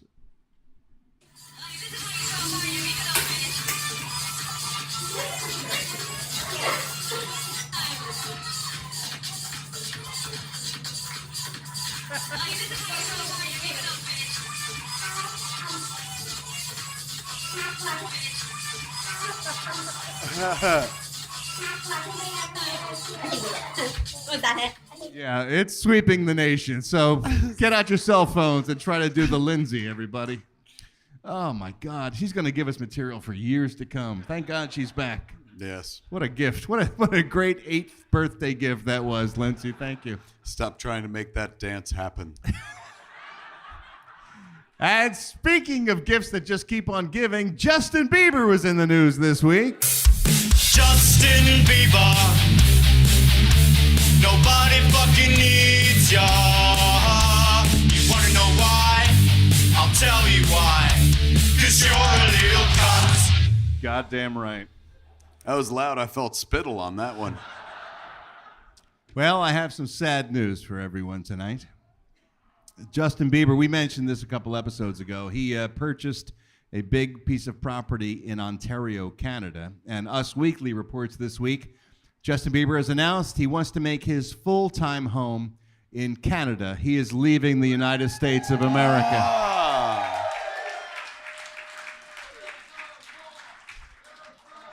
Build a wall. Build that wall. We have to keep the Canadians out, okay? Justin Bieber doesn't know the words to Despacito, first of all, okay? Then he wrote that New York Times op-ed piece, and it was anonymous. Yeah, he has bought that piece of land. He's got his girlfriend or fiance, Haley Baldwin. They're going to leave the United States because the scrutiny in Los Angeles has been overwhelming for poor Justin. Yeah, well, it's tough. It's hard out there for a pimp. I would claim if you wanted not to be scrutinized so much, don't throw eggs at people's houses and drive around a Lamborghini in homes where kids are running around. And there's a lot of shit you can do to be low-key if you want to. He did none of those things. My prediction, he'll last for a little while and shit, but then he'll abandon that property. It will be bought by Lindsay Lohan for another Lindsay Land. Lindsay Land, Canada. I love it. All right. Kevin and I are huge geeks, so every week we take a look at the geek news. Ralph and Kevin, Ralph and Kevin, Ralph and Kev's Geek News. This came, real quickly, this came from David Little in Melbourne, Australia. Apparently it was Father's Day in Australia this week. And so David They do theirs like 2 months later? It's a different date, yeah. They hold it till the summer. I guess that makes more sense. Because their summer is our winter. And our winter is their summer. We forgot to do the show. Oh, that's right. I'm sorry. We literally fell into a conversation about the seasons. David Little, Father's Day in Australia is different there. It's this week, and he got a card that he thought was appropriate for Geek News and thought, really, we should have a conversation about really quickly. It is a Batman Father's Day card, and I think he has a point when you look at it. It's Father's Day, Dad. Spend it doing whatever you want.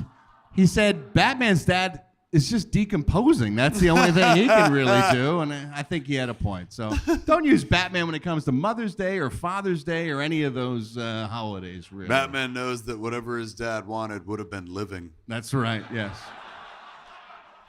Speaking of the DC Universe, this streaming service is going to be awesome, by the way. I cannot wait for this. You just did a thing with them. You were a host of... hosted the live stream. It was supposed to be 90 minutes. We went like 2.5 hours and stuff. It was a surprise. Fun. You went shut long up. talking about something? I mean, that's the thing. I told them, too, at the beginning. I was like, look, you guys want me to go out there and do a live show about something I actually love. Like, I love all this shit, so get ready. So we went for a while, man. They do have a bunch on it. It's fucking dope. It's going to have some great stuff, including some new live-action DC Comics-based TV series like Titans, of course. We've seen that. Fuck Batman. And the Doom Patrol. And it was very exciting news broke this week in terms of casting. We finally have a chief for the Doom Patrol. We have a Dr. Niles Calder. All right, so hold on. We've got Cliff Steele. Robot Man is being played by Brendan Fraser. And Mr. Nobody is being played by Alan Tudyk. Okay, so then, yes, because everyone loves two dicks more than one dick. Oh, my God. So then who's playing the chief? The chief is Timothy Dalton, former James Bond Timothy Dalton will be Niles Calder, the chief. He was in The Rocketeer as well. He was as well, yeah. He played the bad guy in that. That's good. And he's been in Penny, what's that show, Penny Dreadful, yeah. That's a show He's on on that show. that he did That's very a good catch for them, man. I think so, too. And License to Kill, James Bond. No, he's not that guy anymore. But he was James License Bond. to Kill. The one that was in the movie License to Kill. I thought you were just saying just I thought you were trying general. to fight me like, no, that's not true. No. He was in that film License to Kill, and also as James Bond had literally a license to kill. They took it away though, right? They did because they were like, we have a license to make more money with another James Bond. That's right. We have a license to recast. Oddly enough, it's funny. And while we're talking about stuff in the future, this movie doesn't come out until March of next year, I think. Oh, yes. But this week we got an info dump about Captain Marvel, this movie coming from Marvel about one of the great characters in their franchise that they haven't exploited yet. And it is Entertainment Weekly released their issue with this cover on it. Come on. How great is that? She looks awesome in that. Brie Larson, of course, is Captain Marvel. And they showed a bunch of other stills of stuff, the things we haven't seen yet, like Jude Law, who we've been teased will play Marvel. Well, nobody said he's going to play. That's what the internet thinks. Right, that's he's what we play think. Marvel. He will be the original Captain Marvel, if you will, that kind of trains and shares his DNA with Brie Larson. I'd like to share my DNA with Brie Larson. You know what I'm saying, Kevin Smith? Kevin Smith, you know what I'm saying? I think it's rather clear. Take off my Kree cock ring and give her a little DNA. Show her your super scroll. Exactly. So here's Jude Law in the old school Captain Marvel costume. How cool does that look? Oh, fuck, so he is Marvel. Yeah. No, he could be a part of Space Force. That could be, not Space Force. What do they call it? Star Force in the comics. Space Force is my idea. Yeah. That's the space. Those are the troops I want to put into space to fight all the illegal aliens from other countries and planets. And Ronan the Accuser in that photo. From Guardians of the Galaxy. So Remember this Lee happens Pace? prior to Guardians of the This Galaxy. is the prequel to all of the Marvel universe. This happens before everything. Oh, that's right, because it's in the 90s. Exactly. Wow. So this is Lee Pace, who we saw in Guardians of the Galaxy, but it's the Kree. And then, of course, they've been promising us the other alien race. We've been looking forward to hear about the Skrulls. And here's what the Skrulls look like. And they look just like the fucking comic book Skrulls. That's so cool. Yeah, it's really fucking cool. Have you seen like people taking the Skrulls pictures and doing shit with them online? No, like putting dicks on their mouths and stuff? Or? No, but everyone's like, it's such a weird random photo with 4 dudes fully dressed coming out of the sea. So somebody turned it into like an indie rock album cover. Oh, that's funny. The Skrulls. The thing I'm more excited about than any of the images we've seen so far this week, for me, is young Nick Fury. Have you seen? Yes. Have you seen this? This is so awesome. Look at Sam Jackson all younged up in that movie with both eyes and everything. That's true. That's the first time we see him with both eyes. Nick Fury with both We'll probably eyes. see him lose his eye in this movie. I hope so. I hope it's like just a jizz blast that just takes his eye out. Marvel just goes. He gets a little of that DNA. That's right. Well, this is why we lasted 8 years, because this man makes me laugh each and every week. God bless him. Real quickly, before we get any further, before we get into the giant cock that we all know as Liam Neeson. It's been 8 years. Real quickly, I want to just recap a real quick story. My kid is 8 years old, little more than 8 years old. We started doing this after my kid was born. I've got a daughter named Olivia, but she had a twin brother named Lincoln, and we lost him after 10 days after they were born. And at that point in my life, I didn't know what I was going to do with myself. I was kind of at a low, as you can imagine, maybe the lowest point I've ever been in my life. And I literally didn't know how I was going to carry on. And this guy came along and he said, let's do something fun. Let's do something together. Let's do something creative. Let's do something that brings laughter and joy, if not for everyone, for ourselves. And it happened. And I cannot tell you, I bless that day and that decision every day for the past 8 years. So I want to thank my friend Kevin Smith for making this all happen.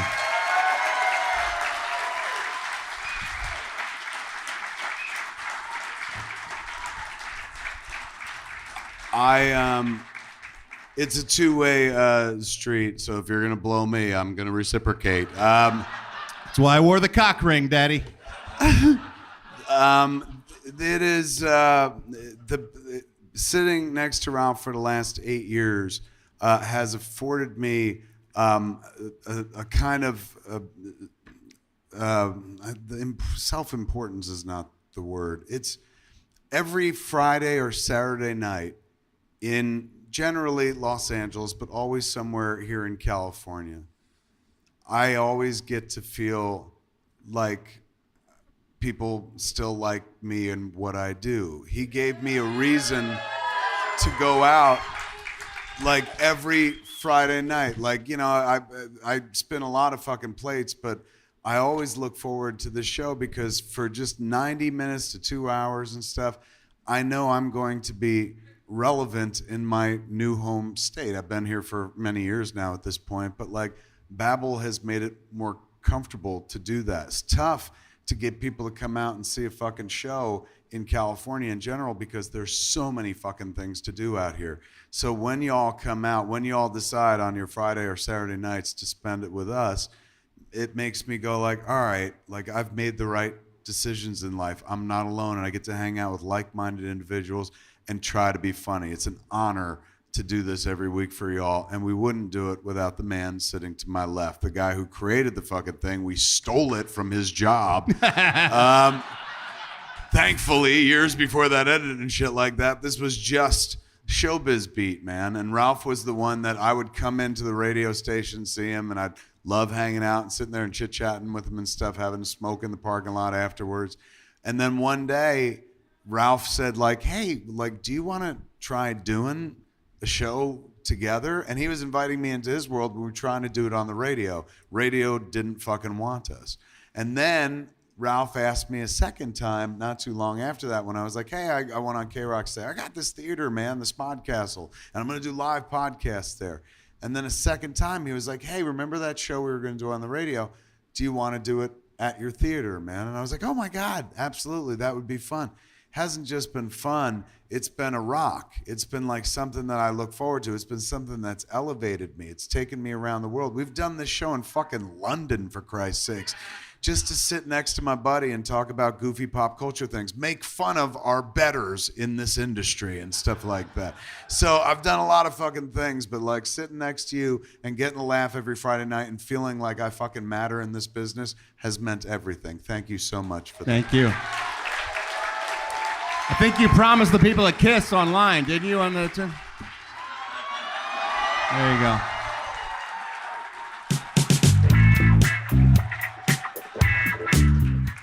While we're giving thanks out, for a great portion of this voyage, we have had...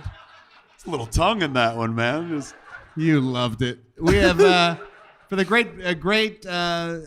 great portion of this journey... I fucking knocked your socks off. You can't even speak. Like, oh my God, he you kissed wish, my ass you deep. wish. For the great portion of this journey, we've had some people along with the ride who have made everything possible, and I want to give them thanks as well. She is here tonight, Gabby Zamora, who is the executive producer of this show, who puts the whole thing together. I pull the material, I go through all the emails, I get all the audio clips and the video clips and the pictures, and then I ship it all off to her and I say, this is the order I want things to run in tonight. Can you make this happen? And every week she fucking puts the show together. It would not happen without Gabby, so I want to thank her from the bottom of my heart. Thank you, Gabs. She's a remarkable, remarkable person.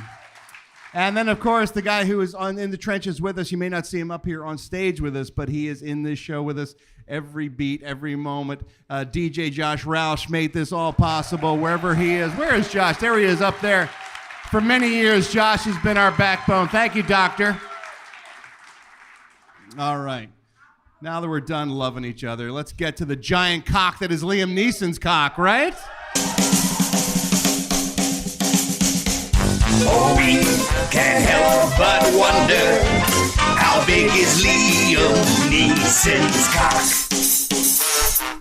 Wie groß ist Liam Neeson sein Penis? That's right. I don't know out of how many years out of 8 we've been doing this segment, but it's got to be almost. It was born pretty quick, man. Yeah, it was. Like I think in one of the first episodes, I was like, I hear Liam Neeson has a huge cock. Did you ever hear that? And you're like, I've seen it. Neeson. It was so big, I was taken. All right. Liam Neeson does have a huge cock, let's face it. And you folks have been kind enough every week to send in your facts about his penis to either NeesonCock.com, which is the clearinghouse for all the facts, but you can always send anything to us at any time at hbopodcast@aol.com. That's where all your shout-outs and all your facts and all your emails, everything goes to that. And kids, AOL is a service that is hip as shit, by the way. I use it, Kevin uses it, and J.J. Abrams uses it. That's all true. You need to know. All right, this week's facts about Liam Neeson's cock. Liam Neeson's cock is so big. How big is it? When Liam was circumcised, He lost 50 pounds and became a Weight Watchers ambassador. I did not know that, but apparently that's true. So you're in good company. So familiar. You're in good company. Shoulder to shoulder with him, ball to ball. Liam Neeson's cock is so big. Liam once passed a kidney stone and won an Olympic medal for the shot put. I did not know that. Just for distance he went. Some of that DNA you read about. There you go. Liam Neeson's cock is so big. In the distant future, Charlton Heston will come across it half buried in the sand and know that he actually landed on Earth. You remember that scene in the movie? I loved that scene. I think we have it in the... There it is. There's Taylor and Nova coming across it. You maniacs! You blew it all up! You did it! Liam Neeson's cock! It's huge! No cock ring! Liam Neeson's cock is so big. It hunts predators. How appropriate with that movie coming out.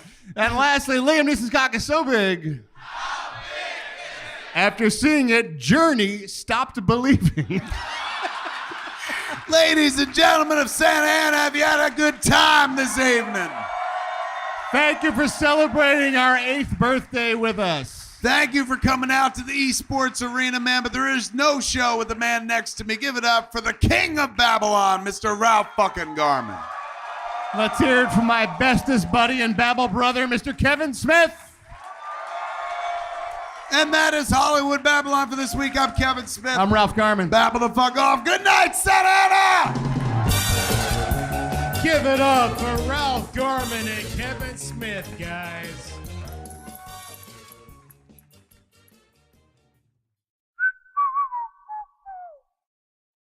This has been a production of Smodco Internet Radio. Sir, only at smodcast.com.